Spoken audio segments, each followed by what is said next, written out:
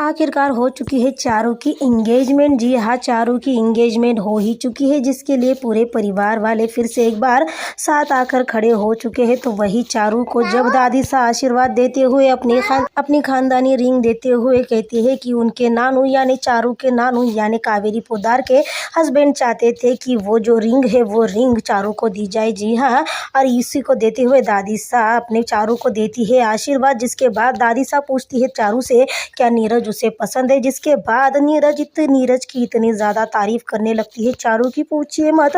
चारू उछल उछल कर बताने लगती है खुशी से कि वो बहुत अच्छे हैं, वो उसे उसके करियर में सपोर्ट करेंगे, वो बहुत अच्छे हैं वगैरह वगैरह। पर जिसके बाद सबकी नज़र जाती है दरवाजे पर, क्योंकि दरवाजे पर परिवार वाले यानी इंगेजमेंट के लिए दूल्हे की तरफ वाले आए होते हैं। और तभी क्रिश कहता है कि अरे बस बस चारू, कितनी तारीफ करोगी तुम नीरज की, क्योंकि वो तो दरवाजे पर आकर खड़े हो चुके हैं और तुम इतनी तारीफ कर रही हो उसे सुनने के बाद, तो वो इतने ज़्यादा शर्म से लाल भी हो चुके हैं। फिर क्या था, चारू एक नज़र नीरज को देखती है, नीरज भी चारू को देखता है। फिर क्या होता है, शुरू हो जाती है engagement. But wait wait wait, Armaan Abhira की एंट्री तो अब तक हुई ही नहीं है। और यकीनन अरमान इतना भाई मशहूर वकील है, तो सबसे पहले ऊपर से घर का बड़ा बेटा भी है, तो अरमान के लिए पूछ लेती है दूल्हे की माँ की बहू, बड़े बहू और बेटे नहीं आए आपके। फिर क्या था, तुरंत से क्रिश निकलता है ये कहकर कि मैं भैया और भाभी को बुलाने के लिए आता हूँ। पर फिर से बवाल हो जाता है, क्योंकि क्रिश बाहर की तरफ जाता है।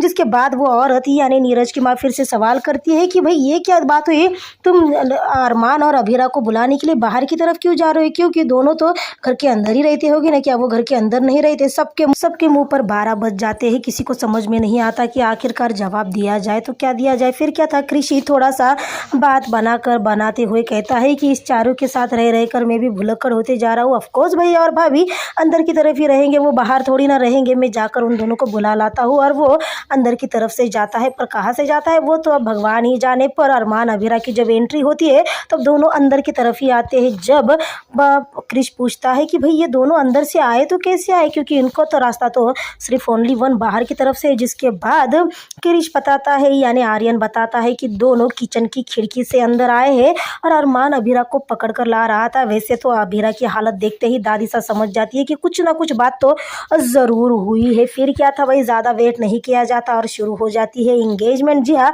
चारू और नीरज की हो जाती है इंगेजमेंट, यानी घर में फिर से खुशियों का माहौल बन चुका है।